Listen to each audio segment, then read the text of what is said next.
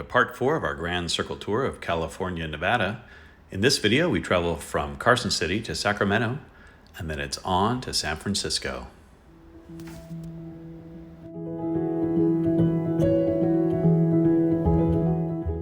Joanna is a 4th grade teacher in California, and so we stopped at Sutter's Fort in Sacramento to check out the history of the gold rush. Construction of Sutter's Fort began in 1841 and was the first non-indigenous community in the California Central Valley. The fort is famous for its association with the Donner Party and the California Gold Rush. After gold was discovered at Sutter's Mill on January 24, 1848, the fort was abandoned. The adobe structure has been restored to its original condition, however, and is now the museum you see here. Let's go take a look. Here is the barrel shop.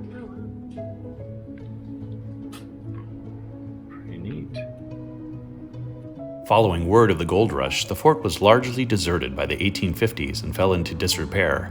In 1891, the native sons of the Golden West purchased and rehabilitated Sutter's Fort when the city of Sacramento sought to demolish it. Repair efforts were completed in 1893, and the fort was given to the state of California. So actually, the only part of Sutter's Fort that's original is this central building right here. The rest of it was rebuilt. The original buildings were torn down, and they were built too small. The actual fort would have been bigger.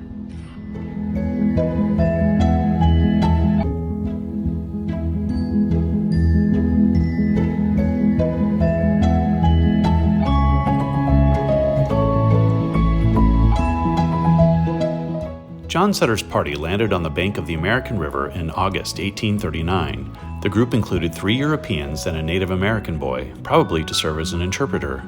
Most of the colony's first members were Native Hawaiians. Sutter had entered into a contract with the governor of Hawaii to hire 8 men and 2 women for 3 years. Once the first camp was set up, Sutter arranged for local Miwok and Nessian people to build the building you see here.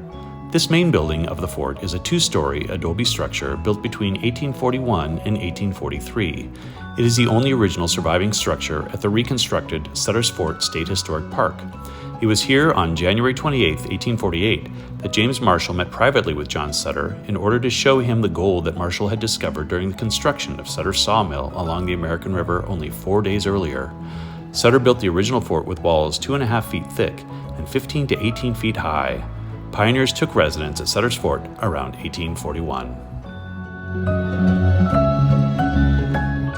I love the contrast of old Sutter's Fort with the modern buildings of today. Here's the kitchen. Sutter's Fort.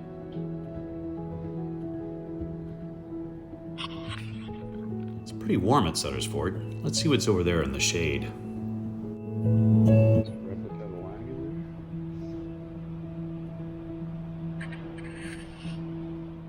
We enjoyed exploring Sutter's Fort, and now Joanna has some gold rush stories to tell her students.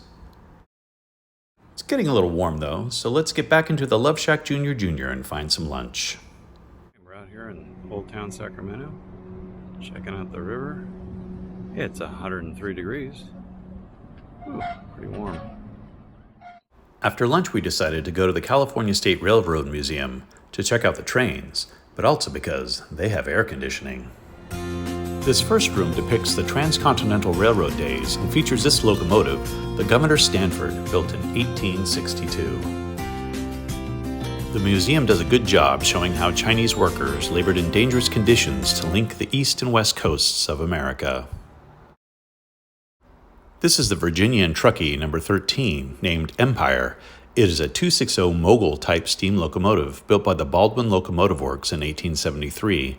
This locomotive spent its long life as a freight engine. Swinging around, we see the Developing California, Making America part of the museum, which focuses on mobility, modernization, and a free society. This is the Monterey and Salinas Valley Passenger Car Number 1, built in 1873.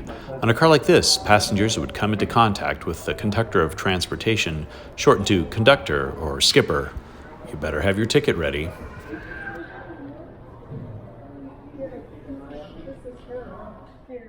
One passenger on this car was being very COVID safe. Here we're looking at combination car number 16. Its hand-painted ceilings are lit up nicely. This is the North Pacific Coast, number 12 Sonoma, built in 1875. This building's enormous. Cab forward. It's pretty big. There's some people. Gigantic. That was the Southern Pacific 4294, built by Baldwin Locomotive Works in 1944. It is the sole surviving cab-forward locomotive in existence, and here you can see all the many controls needed to make the huge machine move. All right, this ends up with scaled models. Pretty amazing. Of course, the museum also had several model train exhibits like these.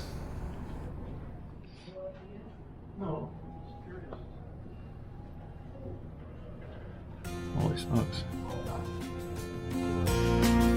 We decided it was just way too hot in Sacramento and got on the road for San Francisco. We're getting to San Francisco. We're about to get on the Bay Bridge. Look at all this traffic. Holy cow. You can see the bridge off in the distance. All the new section of the bridge is rebuilt. That's Treasure Island here. Right, you can see the Golden Gate Bridge in the distance.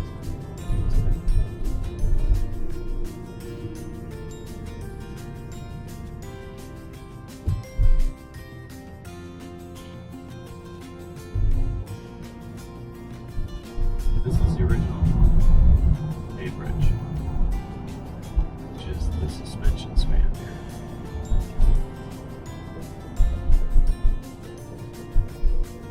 Check it over. To the right, you see the San Francisco skyline and the side of these trees.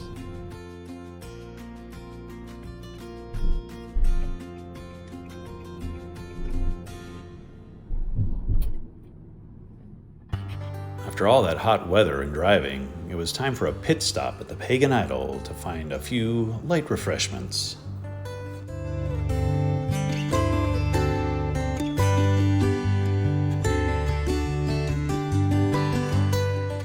Delicious.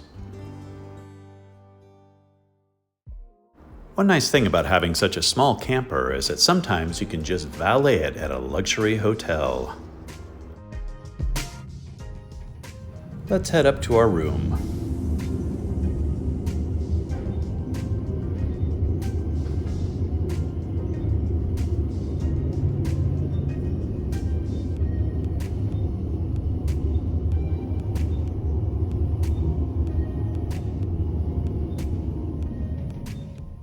This is our room at the JW Marriott in San Francisco.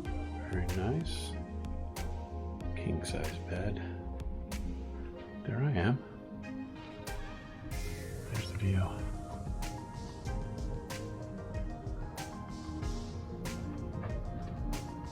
Can't hardly beat that. I was wrong. Here's that same view at night. The next morning at breakfast, I couldn't help but think that someone was watching me. Greta, is that you? Don't you know it's impolite to watch somebody while they're eating breakfast? After breakfast, it was time to get the van and go explore the city. We're doing it.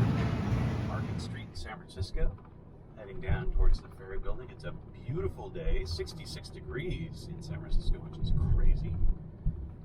We're going to take in some of the sights, and then later on, we're heading off to Monterey. I always like to go to the top of the Mark Hopkins Hotel to take in the views.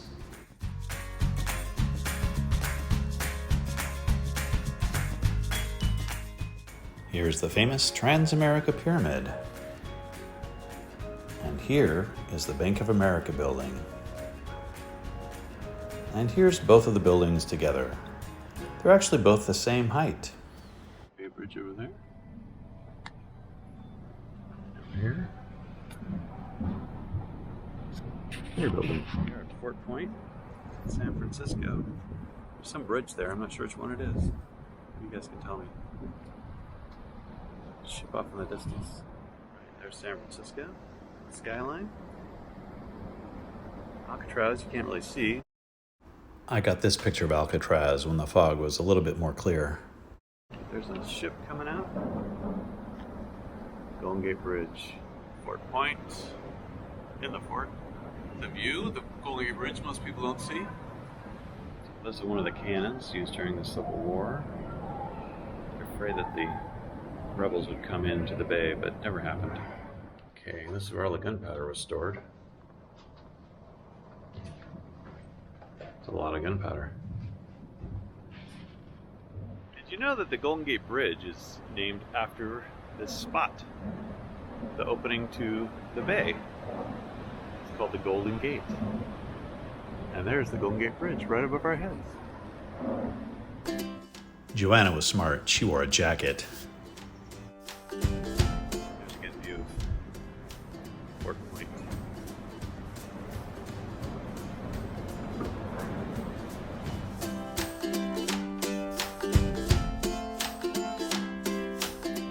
Mark Twain said the coldest winter he ever spent was a summer in San Francisco. I wasn't quite as smart. I wore shorts and a t-shirt.